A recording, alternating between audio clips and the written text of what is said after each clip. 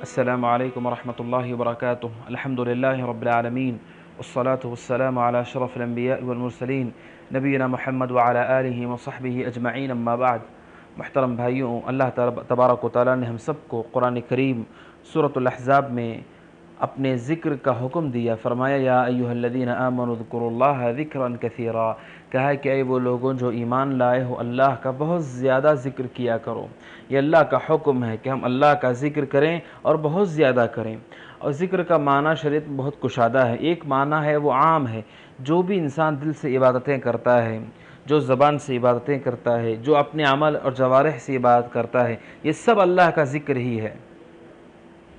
اور دوسرا معنی خاص ہے کہ وہ کلمات جن کلمات میں اللہ کی بڑائی بیان کی گئی ہے، اللہ کی توحید کو بیان کیا گیا، وہ کلمات جن میں اللہ کی پاکیزگی، اللہ تبارک و تعالیٰ کی قدرت بتائی گئی ہے، ان کلمات کا اپنی زبان سے دہرانا، یہ بھی ذکر کا معنی ہے اور یہ معنی خاص ہے۔ ہر حال میں ذکر، چاہے وہ معنی عام میں ہو چاہے معنی خاص میں ہو، بہت ہی ضروری ہے۔ ہم اپنے دلوں اور اپنی زبان اور جسم کی عبادت بھی کر رہے ہوں اور اخلاص کے ساتھ کریں، اور جب ہم ذکر کر رہے ہوں اپنی زبان سے، اس کو بھی دل کو حاضر رکھتے ہوئے اجر و ثواب کی نیت سے اللہ کو راضی کرنے کے لیے ہم ادا کریں۔ اور یہ جو ذکر ہے، اللہ نے اس کو مومنین کی علامت بیان کیا ہے۔ سورہ آل عمران میں اللہ نے فرمایا الذین یذکرون اللہ قیاما وقعودا وعلی جنوبہم، کہا کہ مومنین جو لوگ عقل والے ہیں، وہ قیام کی حالت میں، رکوع کی حالت میں، وہ بیٹھے ہوئے اور اپنے پہلوؤں پر لیٹے ہوئے، ہر حال میں وہ اللہ کا ذکر کرتے ہیں۔ قیام میں، قعود میں، کھڑے ہوئے، بیٹھے ہوئے اور اپنے پہلوؤں پر ہر حال میں اللہ کا ذکر کرنے والے ہوتے ہیں۔ یہ مومن کی علامت ہے۔ اور کیوں نہ ہو،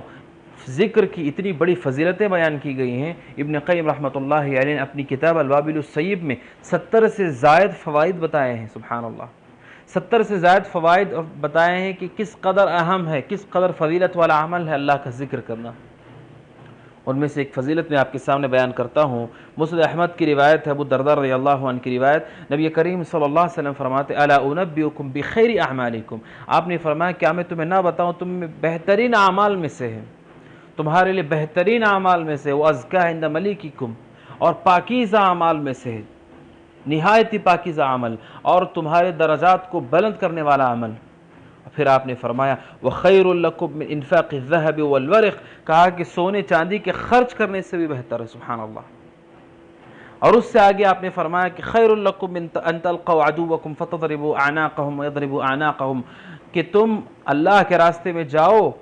فَتَضْرِبُوا أَعْنَاقَهُمْ، ان کی گردن تم مار دو، وَيَضْرِبُوا أَعْنَاقَكُمْ، تمہاری گردن مار دی، یعنی اللہ کے راستے میں شہید ہو جاؤ یا اللہ کے راستے میں قتال کرو، اس سے بھی افضل ہے۔ وہ کیا ہے؟ صحابہ کرام نے پوچھا بھلا یا رسول اللہ، کہ اللہ کے رسول ضرور بتائیں، اتنا بہترین عمل جو ہمارے اعمال میں سب سے بہترین ہے، اللہ کے نزدیک وہ پاکیزہ عمل ہے، اللہ کے نزدیک ہمارے درجات کو بلند کرنے والا ہے، سونے چاندی کے خرچ کرنے سے بہتر ہے، اللہ کے راستے میں شہید ہونے یا قتال کرنے سے بہتر ہے، وہ کیا عمل ہے؟ آپ نے فرمایا ذکر اللہ تعالی، اللہ تبارک و تعالیٰ کا ذکر ہم اپنی زبانوں سے ادا کریں، ذکر کو ہم اپنی زندگیوں میں داخل کر لیں، ذکر کا ہم اہتمام کرنے لگے۔ اللہ کا ذکر ان سارے اعمال میں سب سے بہترین ہے۔ یہ حدیث مسند احمد کی ہے، جس میں نبی کریم صلی اللہ علیہ وسلم نے یہ بہترین فضیلت بیان کی ہے، جو ہمارے دلوں کے اندر ذکر کی محبت پیدا کرنے کے لیے کافی ہے۔ اور یہ جو ذکر ہے، اس کا بہت بڑا فائدہ ہماری زندگیوں میں یہ ہوتا ہے سبحان اللہ، کہ اس کے ذریعے سے ہمارے لیے شریعت پر عمل کرنا آسان ہو جاتا ہے۔ شریعت کی جو پابندیاں ہیں، زندگی انسان جو ہم گزارتے ہیں دنیاوی حالات کے اندر، وہ پابند ہے اللہ کی، وہ پابند ہے اللہ کے دین کی طرف سے جاری کردہ قوانین کی، اور ان پابندیوں پہ چلتے ہوئے کئی مرتبہ انسان پریشان ہو جاتا ہے، کئی مرتبہ تکلیف محسوس کرتا ہے، کئی مرتبہ شیطانی وسوسے ہوتے ہیں، انسان اس کو ورغلاتے ہیں، کبھی انسان کا نفس اسے ابھار لیتا ہے، وہ تکلیف محسوس کرنے لگتا ہے۔ تو وہ کیا ذریعہ ہے کہ جس کے ذریعے ہم اللہ کے دین پر بڑی کشادگیوں کے ساتھ، بڑے اطمینان اور راحت کے ساتھ اور کشادہ دلی کے ساتھ آسانی سے عمل کر لے جائیں؟ وہ کیا ہے آپ جانیے۔ سنن ترمذی کی حدیث ہے، عبداللہ بن بشر رضی اللہ عنہ کہتے ہیں ایک شخص آیا نبی کریم صلی اللہ علیہ وسلم کے پاس یہی شکایت لے کر، کیا کہتا ہے؟ کہتا ہے اللہ کے رسول ان شرائع الاسلام قد کثرت علیہ، کہا اللہ کے رسول شریعت کی پابندیاں بہت ہو گئی ہیں، بہت زیادہ مجھ پہ اللہ کی طرف سے پابندیاں ہیں، حلال و حرام کی ہمیں کوشش کرنی ہے کہ ہم حلال پر اتفاق کریں، حرام کی طرف نہ جائیں۔ ہم پر حکم ہے کہ ہم سنت پر رہیں، بدعت کی طرف نہ جائیں، توحید پر رہیں، شرک کی طرف کبھی نہ جائیں، دین کے پابند رہیں، شہوتوں کی طرف نہ جائیں۔ کہ اللہ کے رسول شریعت کی پابندیاں ہیں۔ کہا مسئلہ کیا ہے کہ اتشبث بھی، مجھے ایسی چیز بتا دیں جس کے ذریعے سے ان سب پر عمل کرنا میرے لیے آسان ہو جائے، ہلکا ہو جائے۔ نبی کریم صلی اللہ علیہ وسلم نے اس بندے مومن سے کہا لا یزال لسانک رطبا من ذکر اللہ، فرمایا کہ تمہاری زبان ہمیشہ اللہ کے ذکر سے، یاد سے تر رہے۔ تو اس کا مطلب یہ ہے کہ اگر زبان اللہ کی یاد سے تر رہے گی تو ساری شریعت کے اعمال کرنے کے لیے اللہ تعالی ہمیں آسانی عطا فرمائے گا، اللہ کی طرف سے خصوصی طور پر ہمارے لیے مدد ہوگی، دین پر چلنا آسان ہوگا، دین کی پابندیاں ہمارے لیے یقیناً آزادی سے بڑھ کر ہوں گی۔ اس لیے کہ مومن جانتا ہے یہاں جو پابندی ہے وہ پابندی ہمیں ہمیشہ کی آزادی کی طرف لے جا رہی ہے، اور یہاں کی جو آزادی ہے وہ ہمیں ہمیشہ کی پابندی کی طرف لے جائے گی۔ دنیاوی زندگی کی جو آزادی شیطان دکھاتا ہے، نفس امارہ دکھاتا ہے، کفار اور نافرمان لوگ دکھاتے ہیں، وہ آزادی کا کیا فائدہ جو آزادی انسان کو قید کر دے گی جہنم میں۔ جہاں پر جو پابندی ہم ادا کرتے ہیں، نماز کی پابندی، دیگر عبادات کی پابندی، حلال کی پابندی، جسم کی حفاظت، عزت کی حفاظت، زبان کی حفاظت، یہ وہ پابندیاں ہیں جو ہمیں ہمیشہ کی آزادی کی طرف لے جاتی ہیں، اور یہ احساس اللہ کا ذکر پیدا کرتا ہے۔ ایک شخص اگر اللہ کا ذکر کرنے والا بن جائے وہ اپنی زندگی کے اندر غیر معمولی تبدیلی پیدا کر لے گا، اور اس کے ذریعے سے دوسرے لوگ بھی فائدہ اٹھائیں گے۔ ہم سب کو کوشش کرنی ہے کہ ہم اللہ کے ذکر کو خصوصی طور پر ادا کرنے کی کوشش کریں، اور یاد رکھیں جب ہم ذکر کی بات کر رہے ہیں، اللہ کے ذکر زبان سے کرنے کی بات کر رہے ہیں، زبان کو تر رکھنے کی بات کر رہے ہیں، تو یاد رکھیں کہ وہ ذکر جس میں صرف زبان کی حرکت ہو، دل حاضر نہ ہو، اس کا کوئی فائدہ نہیں ہے۔ کچھ لوگ اذکار پڑھتے ہیں، اتنی تیزی سے پڑھتے چلے جاتے ہیں، سوال یہ ہے کہ کیا اس کا معنی بھی ہم سمجھ رہے ہیں، کیا اس کا احساس بھی ہمارے دلوں میں ہو رہا ہے؟ تو ضروری ہے کہ ہم اللہ کا ذکر کریں، ہمارا دل بھی حاضر ہو، ہمارے دل میں احساس ہو کہ ہم کیا پڑھ رہے ہیں، ہم کیا چیز ادا کر رہے ہیں، اس کا احساس ہمارے دلوں کے اندر ہو۔ اور یہ جو اللہ تبارک و تعالیٰ کا ذکر ہے، اس کی فضیلت یہ ہے کہ نبی کریم صلی اللہ علیہ وآلہ وسلم کے پاس صحیح مسلم کی حدیث ہے، اللہ عنہ کہتے ہیں فقراء مسلمین آئے، بہت ہی خوبصورت واقعہ ہے اور بہت بڑی فضیلت ہے اس حدیث کے اندر اللہ کے ذکر کی۔ فقراء مسلمین، مسلمان میں سے جو وہ لوگ جو فقیر تھے، محتاج تھے، اللہ کے رسول کے پاس آئے اور شکایت کیا لے کر آئے؟ سبحان اللہ، کیا ایسی شکایت کبھی ہم کرتے ہیں؟ کیا ہمارے دل میں کبھی یہ بات پیدا ہوتی ہے؟ اسی وجہ سے قرآن کہتا ہے کہ صحابہ ہدایت کی مینار ہے۔ کہا اللہ کے رسول ذهب اہل الدثور بالدرجات العلا والنعیم المقیم، کہا کہ جو مالدار ہیں وہ ساری نیکیاں لے کر چلے گئے، درجات اولا لے کر چلے گئے، ہمیشہ والی نعمتیں لے کر چلے گئے، آگے بڑھ گئے۔ اللہ کے رسول ہماری شکایت یہ ہے کہ وہ ہم سے آگے چلے گئے ہیں۔ نبی کریم صلی اللہ علیہ وسلم نے پوچھا وما ذاک، وہ کیسے چلے گئے تم سے آگے؟ کہا اللہ کے رسول دراصل مسئلہ یہ ہے یصلون کما نصلی، وہ بھی نماز پڑھ رہے ہیں، ہم بھی نماز پڑھ رہے ہیں، وَيَصُومُونَ كَمَا نَصُومُ، وہ بھی روزہ رکھ رہے ہیں، ہم بھی روزہ رکھ رہے ہیں، وَيَتَصَدَّقُونَ وَلَا نَتَصَدَّقُ، مسئلہ یہ ہے کہ وہ صدقہ دے سکتے ہیں، مال اللہ نے دیا، ہم فقیر ہیں، ہمارے پاس مال نہیں ہے، ہم صدقہ نہیں دے سکتے۔ وَيُعْتِقُونَ وَلَا نُعْتِقُ، کہا کہ وہ لوگ گردنوں کو آزاد کر رہے ہیں، قیدیوں کو رہا کروا رہے ہیں، ہمارے پاس مال نہیں ہے، ہم یہ نیکی نہیں کر پا رہے ہیں، اس لیے وہ ہم سے درجات لے کر آگے بڑھ گئے، ہمیشہ کی نعمتیں لے کر آگے بڑھ گئے۔ نبی کریم صلی اللہ علیہ وسلم نے فرمایا سبحان اللہ افلا اعلمکم شیئا تدرکون به من سبقکم، کہا کہ میں تمہیں وہ چیز سکھاؤں جس کے ذریعے سے تم ان لوگوں کو پالو گے جو تم سے آگے بڑھ چکے ہیں، اور جو تمہارے بعد ہیں تم ان سے آگے بڑھ جاؤ گے۔ اور فرمایا وَلَا يَكُونُ أَحَدٌ أَفْضَلَ مِنْكُمْ إِلَّا مَنْ صَنَعَ مِثْلَ مَا صَنَعْتُمْ، اور کوئی بھی شخص تمہارے برابر نہیں ہو سکتا جب تک وہ کام نہ کر لے جو میں تمہیں سکھانے والا ہوں، یعنی تم ان لوگوں کے برابر ہو جاؤ گے جو تم سے آگے بڑھ چکے ہیں، اور جو تم سے پیچھے ہیں وہ کبھی تمہارے برابر نہیں آ سکتے اگر وہ یہ عمل نہ کریں، وہ خصوصی عمل جو تمہیں آگے کر دے گا،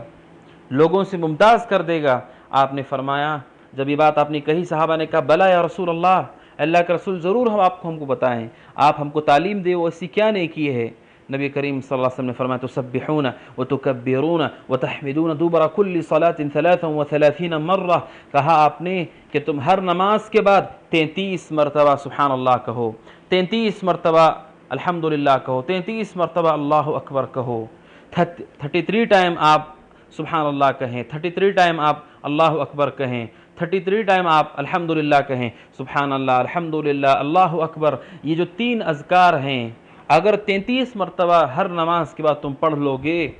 آپ نے فرمایا کہ تم ان لوگوں کے برابر پہنچ جاؤ گے جو تم سے آگے جا چکے ہیں ان سب نیکیاں کر کے، صدقات و خیرات کر کے، اور جو تمہارے پیچھے ہیں وہ کبھی تمہاری برابری کو نہیں آ سکتے سوائے کہ اذکار پڑھنے لگے۔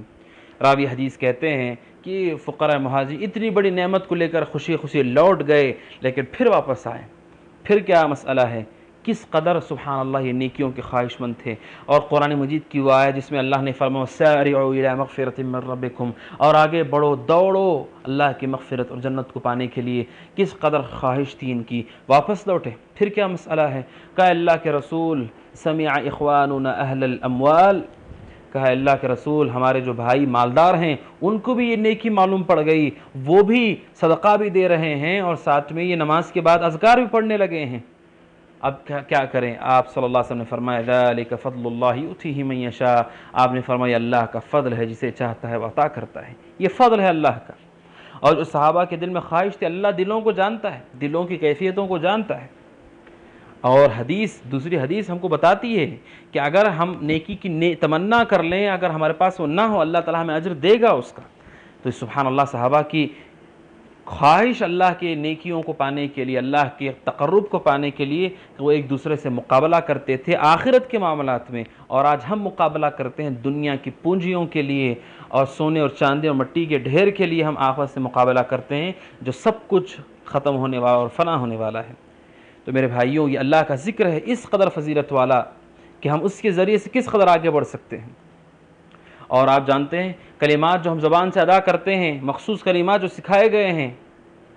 قرآن مجید کی تلاوت کے علاوہ، ان میں سب سے افضل ترین ذکر ہے لا الہ الا اللہ۔ حدیث میں آپ نے فرمایا افضل الذکر لا الہ الا اللہ، لا الہ الا اللہ ہم پڑھتے ہیں، یہ دنیا کا سب سے بہترین ذکر ہے۔ اور یہ جو اللہ کا ذکر ہے، یہ ذکر جب ہم پڑھتے ہیں تو ہمارا دل مطمئن ہو جاتا ہے، ہمارے دلوں کے اندر اطمینان آ جاتا ہے، اور اطمینان دلوں کا یہ بہت بڑی نعمت ہے۔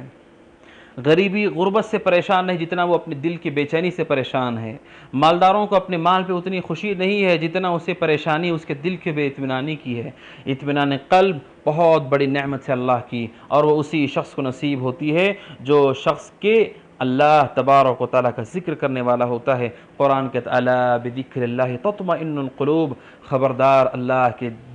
ذکر ہی سے دلوں کو اطمینان مل سکتا ہے۔ چاہے دنیاوی مال ہو، دنیاوی شہرت ہو، دنیاوی پونجی ہو، اگر ہمارے پاس اللہ کا ذکر نہیں تو دل بے اطمینانی ہی کے ساتھ زندہ رہے گا۔ لہٰذا ہم سب کو اللہ کے ذکر کی خواہش کرتے ہوئے محنت بھی کرنی ہے اور کوشش کرنی ہے کہ ہم ہمیشہ اللہ کے ذکر سے اپنی زبانوں کو تر رکھ سکیں، اور اس کا بہترین نتیجہ یہ ہے کہ ہم کثرت سے جب ذکر کرنے والے ہوتے ہیں، اگر اسی حالت میں موت ہو گئی تو یہ حسن خاتمہ ہے، یہ بہترین خاتمہ ہے کہ آدمی کی موت کسی کلمے پر ہو، چاہے سبحان اللہ ہو، الحمدللہ ہو، یہ اچھی بہترین موت ہے کہ کسی نیکی پر ہو، اور اس میں بھی اگر کوئی لا الہ الا اللہ کثرت سے پڑھنے والا ہے اور لا الہ الا اللہ پر موت ہو گئی تو حدیث میں فضیلت بیان کی گئی من کان آخر کلامہ لا الہ الا اللہ دخل الجنہ، جس شخص کا آخری کلمہ لا الہ الا اللہ ہوتا ہے اللہ تبارک و تعالیٰ اسے اپنے فضل سے جنت میں داخل کر دیں گے۔ تو میرے بھائیوں، ہم سب کو کوشش کرنی ہے کہ ہم کثرت سے اللہ کا ذکر کرنے کی کوشش کریں، اور اذکار مختلف قسم کے ہیں۔ ایک ذکر جو ہے کسی بھی وقت کی تعین کے بغیر ہمیں کرتے رہنا ہے، اٹھتے بیٹھتے جاگتے سوتے ہمیں ذکر کرنا، اور وہ ذکر جو مخصوص ہے بہت ہی اہم ہے۔ صبح و شام کے اذکار، سونے کے پہلے کے اذکار، نماز کے بعد کے اذکار، سفر کے اذکار، گھر سے نکلنے اور داخل ہونے کے اذکار، مسجد میں داخل ہونے کے اذکار، یہ سارے اذکار بہت ہی اہم ہیں، بہت ہی معزز ہیں۔ حدیث میں نبی کریم صلی اللہ علیہ وسلم نے فرمایا کلمتان حبیبتان الرحمن، دو کلمے اللہ کے نزدیک بہت ہی محبوب ہیں، زبانوں پر ہلکے ہیں، میزان میں بھاری ہیں، سبحان اللہ وبحمدہ، سبحان اللہ العظیم، یہ اللہ کو خوش کرنے والے کلمات ہیں۔ ان جیسے دوسرے جو کلمات ہیں ان کا بھی خصوصی اہتمام کریں، اور یاد رکھیں ذکر کرنے کے لیے نہ وضو کی شرط ہے، نہ غسل کی شرط ہے، نہ قبلے کی شرط ہے، کوئی شرط نہیں، یہ وہ عبادت ہے جو ہر حال میں کسی بھی وقت کسی بھی طریقے سے آدمی کر سکتا ہے۔ اللہ سے دعا کہ اللہ تعالی ہم سب کو توفیق دے، آمین۔ السلام علیکم ورحمۃ اللہ وبرکاتہ۔